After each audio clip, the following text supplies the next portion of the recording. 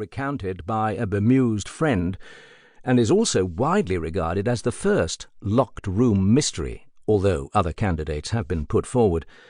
But the discussion of Poe amounts to more than a name-check, more than mere window-dressing. Carr gives a pointer to a crucial plot twist in his story.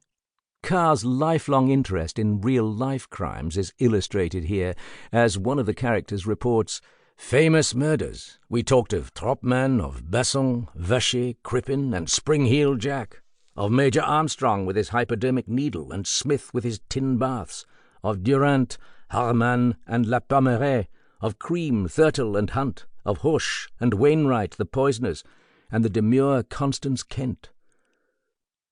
Over the years, Carr made use of material from famous cases in several of his stories, and at one point he even contemplated borrowing the name of the killer Neil Cream as a pseudonym. John Dickson Carr is the first American novelist to have a book included in the British Library's Crime Classics series, and there are two main reasons why it is highly appropriate for his fiction to appear alongside quintessentially British books from such authors as Anthony Berkeley and Richard Hull.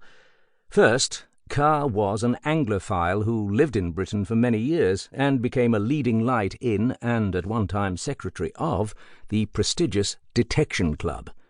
Second, even though this book is set in France, his work not only falls squarely within the traditions of the whodunit and howdunit associated with the likes of Agatha Christie, Dorothy L. Sayers, and Anthony Berkeley, all of whom were good friends of his, it represents classic crime fiction at its best. Carr came from Pennsylvania.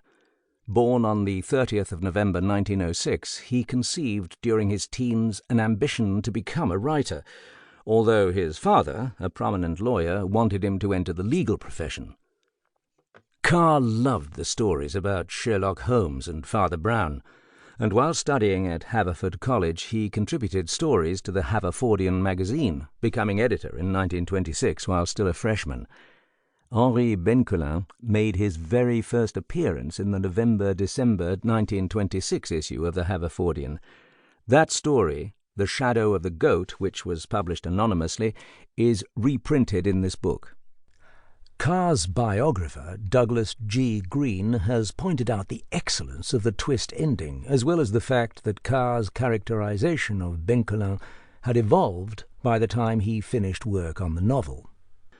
Although The Shadow of the Goat is the work of an apprentice rather than a fully-fledged master of the genre, it makes fascinating reading in the light of Carr's later achievements.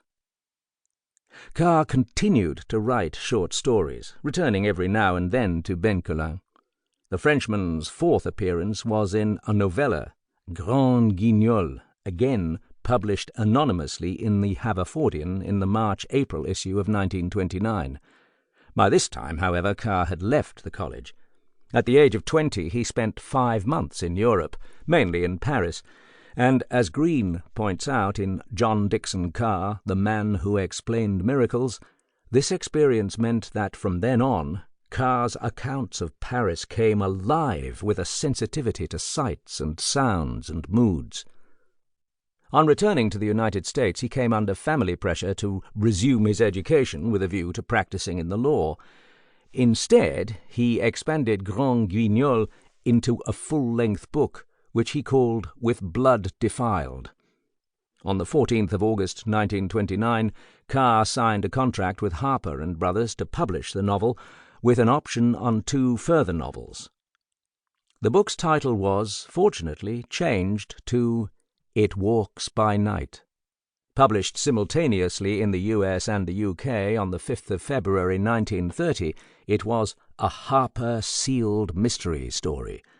Books in this series had a thin paper seal around the final third of the story, in this case just before the start of the 13th chapter.